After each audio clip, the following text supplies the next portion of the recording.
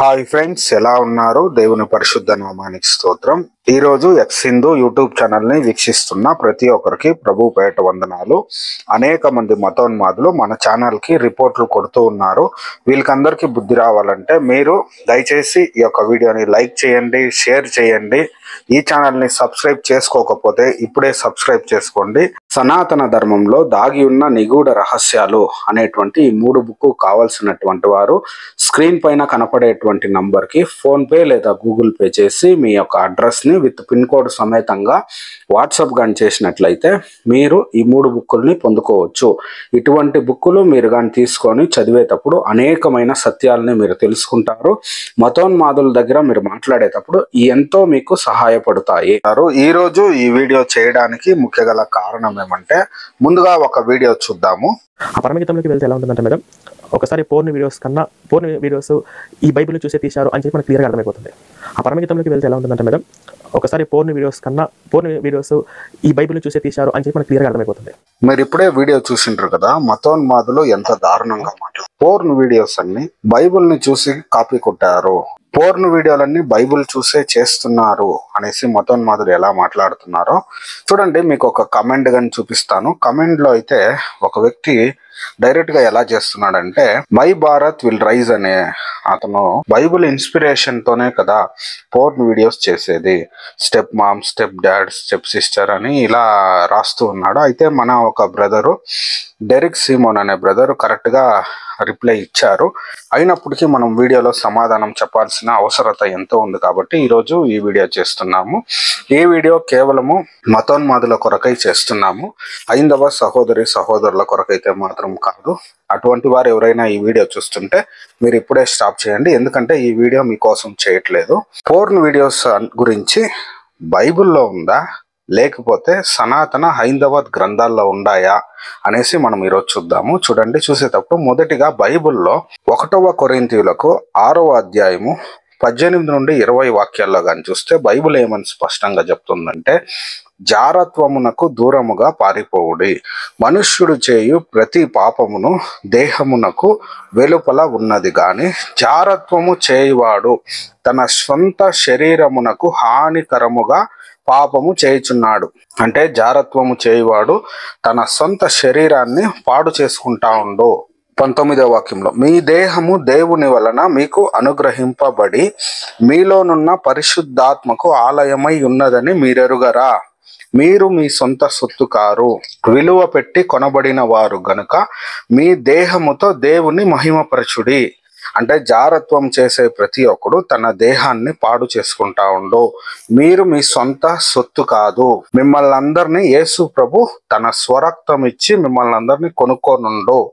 కాబట్టి మీరు దేవుణ్ణి మహిమపరచండి అనేసి బైబుల్ స్పష్టంగా చెప్తుంది.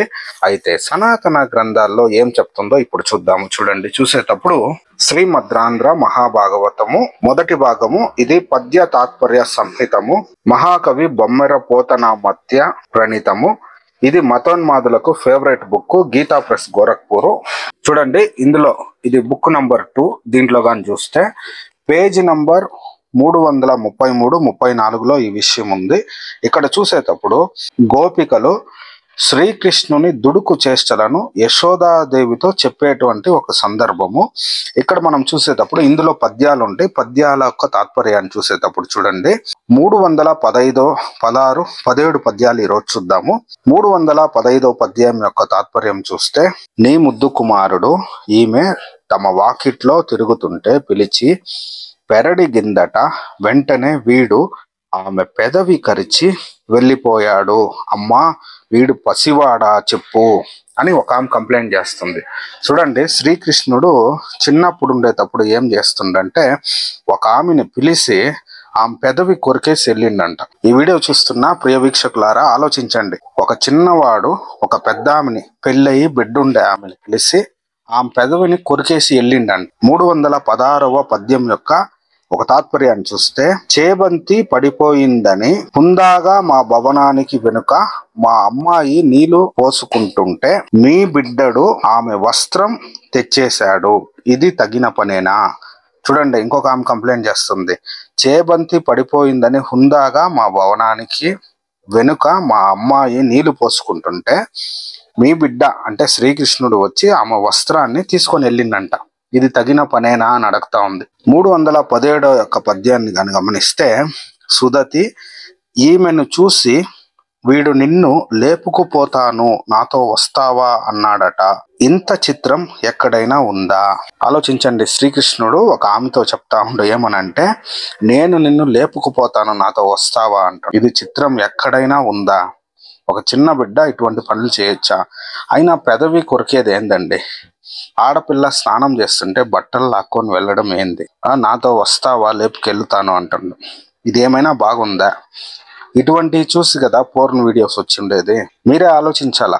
ఈ వీడియో చూస్తున్న విఘ్నులు హైందవ సహోదరులు మిమ్మల్ని బాధపరచాలని ఇటువంటి వీడియోలు చేయటం లేదు. బైబిల్ గురించి ఇంత దారుణంగా వాళ్ళు దూషించేటప్పుడు మేము ఎలా ఊరికే ఉండాలా? బైబిల్ పరిశుద్ధమైన గ్రంథం. బైబిల్ వ్యభిచారాన్ని వ్యతిరేకించేటువంటి గ్రంథం. దొంగలు, దోపిడీదారులు, వ్యభిచారులకంతా బైబిల్ ఇష్టం అవ్వదు. వాళ్ళు ఎప్పుడు ఇలా విషం కక్కుతూనే ఉంటారు బైబిల్ మీద. చూడండి, మీ యొక్క గ్రంథాల్లో శ్రీకృష్ణుడు వారు చిన్నప్పుడే ఏం చేసిండ్రంటే ఇటువంటి పనులు చేసిండ్రు. ఒక ఆమెను పిలిచి పెదవు కొరకడము, బట్టలు ఎత్తుకొని పోయి దాచి పెట్టడము, ఆమెను వస్తావా లేపుకెళ్తాను అంటుండ్రు. ఇదేమైనా బాగుందా? మీరే ఆలోచించండి. ఈ వీడియో చూస్తున్న ప్రియ వీక్షకులారా, ఇందవ సహోదరులారా, మీరు కానీ సత్యాన్ని తెలుసుకోవాలని ఇటువంటి వీడియోలు చేస్తున్నాము. ఈ వీడియో గురించి మీ యొక్క అభిప్రాయాన్ని మాకు తెలపాలంటే కమెంట్ ద్వారా తెలపండి. ఇటువంటి మరెన్నో వీడియోలు చూడాలంటే మా ఛానల్ని సబ్స్క్రైబ్ చేసుకోండి. దేవుడు మిమ్మల్ని ఎక్కువగా దీవించునుగాక. ఆమేన్. సనాతన ధర్మంలో దాగి ఉన్న నిగూఢ రహస్యాలు అనేటువంటి ఈ 3 బుక్ కావాల్సినటువంటి వారు స్క్రీన్ పైన కనపడేటువంటి నంబర్కి ఫోన్పే లేదా గూగుల్ పే చేసి మీ యొక్క అడ్రస్ని విత్ పిన్ కోడ్ సమేతంగా వాట్సాప్ కానీ చేసినట్లయితే మీరు ఈ 3 బుక్కుల్ని పొందుకోవచ్చు. ఇటువంటి బుక్కులు మీరు కానీ తీసుకొని చదివేటప్పుడు అనేకమైన సత్యాలని మీరు తెలుసుకుంటారు. మతోన్మాదుల దగ్గర మీరు మాట్లాడేటప్పుడు ఎంతో మీకు సహాయపడతాయి.